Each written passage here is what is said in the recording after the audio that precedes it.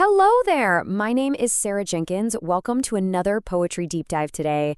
I love Denis Martindale. He has written over 3,700 poems for the Poem Hunter website. Denis Martindale has written a brand new gospel poem. This poem is about the expression, "Be careful what you wish for." That is why the title of the poem is The Feathered Flight of Fantasy. Here is what the brand new poem's message shares with us today. Now just pause and think about that staggering number for a second. 3,700. Before we even read a single line of this newest piece, we really have to acknowledge just how incredibly dedicated and prolific Denis Martindale is. Being published that many times on Poem Hunter, it establishes a massive level of credibility. This is an author who has spent a tremendous amount of time reflecting on faith, life, and the human condition.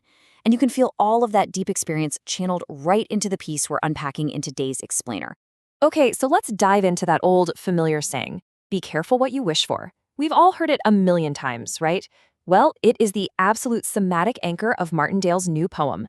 It sets the stage perfectly for a really fascinating narrative about escapism. You know, those little desires we all secretly harbor sometimes to just fly away from our everyday human lives. The poem uses this famous expression to drop us right into the story of a Christian gentleman who has a seriously extraordinary dream. Let's see how this all unfolds. Section 1. The Dream and the Wish, a Special Request. One night, this Christian gentleman finds himself in a dream state, but it's not just your run-of-the-mill dream. He's actually having a direct, face-to-face conversation with Jesus. And in this incredibly intimate, profound moment, the man decides to ask the Lord for something very, very special. And honestly, this brilliantly captures his whole mindset. He looks right at Jesus and asks, "Lord, could you turn me into an angel?" It's a hugely ambitious request, isn't it? He basically wants to skip past his human nature entirely and become something celestial. But the Lord's reaction isn't just a simple yes or no. Instead, he responds first with a smile, which kicks off this wonderfully humorous little negotiation between the divine and the mortal. Jesus playfully decides to offer him some alternatives. First up, he says, "How about I turn you into a butterfly?" But the man, not impressed. I mean, butterflies just don't live that long, and you can see he isn't thrilled. So Jesus tries again. "Well, how about a sparrow?" Still not keen. A bat? Yeah, the man definitely isn't feeling that one. An owl? Just a deep sigh from the man. Finally, Jesus offers a truly majestic bird. "Well, would you be happy to become an eagle?" And the man doesn't even blink before showing his disappointment. So Jesus finally just asks him, "Okay, what's the problem here?" And the crucial point is revealed right here. He wanted to live a long, long time. That was his true motivation for rejecting all those incredible creatures. He desperately wanted the magic of flight, but he also wanted longevity. When the man admits this to Jesus, the Lord simply goes, "Uh-huh," and immediately delivers a very surprising, perfectly tailored solution to his request. Which brings us to Section 2, The Flight of the Parrot, an Amazing Change.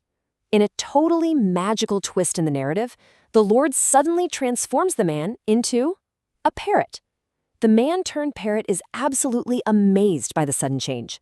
In fact, he's so stunned by the whole shebang that it takes him a few minutes before he can even figure out how to talk to Jesus again.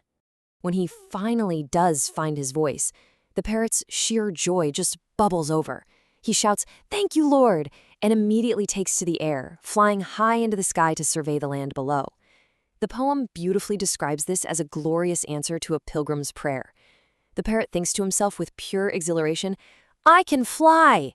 It really seems, for a fleeting moment, like the absolute perfect fantasy fulfilled.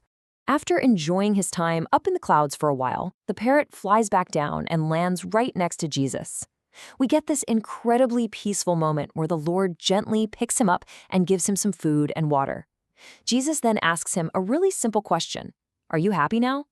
And the parrot, completely satisfied with his new, long-living, flying existence, replies, "I'm so happy, Lord." Section 3. The Divine Reality Check, a Profound Reason. But then, we hit a massive turning point. Just as the parrot declares his absolute happiness, Jesus abruptly turns him back into the completely baffled man he was originally. The man is stunned. He looks at Jesus and asks, "Why did you do that, Lord? I mean, he had his perfect fantasy, so why take it away?" Well, Jesus tells him straight away that there is a profound reason. Actually, several profound reasons. This perfectly frames the stark contrast Jesus is about to explain. On one side, we've got the fantasy, the joyful flying, the carefree existence, the long life of a parrot. But on the flip side, we have the reality. And the harsh reality is that as a parrot, the man is entirely worthless to human ministry and to building a family. Jesus is basically giving him a major reality check about the difference between escapist wishing and actual human purpose. Let's look closely at the heavy weight of the questions Jesus asks in here. He asks, how many gifts did you give to the Father in heaven? How many Christian ministries did you donate to? How many lost souls did you preach to? How many hungry and thirsty people did you bless? How many children did you bring into this world? And how many grandchildren from then on? Jesus is pointing out that to every single one of these vital, profound questions, the man was entirely worthless as a parrot. You just cannot fulfill these beautiful, weighty human responsibilities with feathers and wings. And that brings the fable to its powerful resolution in section 4, waking with purpose, content to be a man. The dream ends, and the humbled Christian gentleman wakes up. But you know what? He is radically changed by the experience. That escapism? Completely gone. The desire to fly away and abandon his life is entirely replaced by a deep, resonant understanding of his own true worth. He wakes up totally content to be exactly what he is. And look at what he is. He's a preacher, he's a poet, he might even be a future father. He realizes the profound value in these very human roles. A parrot can't preach to lost souls, right? A parrot definitely can't write poetry that touches the human heart. And a parrot cannot be a human father who brings children and grandchildren into the world to bless it. He suddenly has this immense, deep appreciation for his actual human potential. The core message of Denis Martindale's poem is brilliantly summed up right here.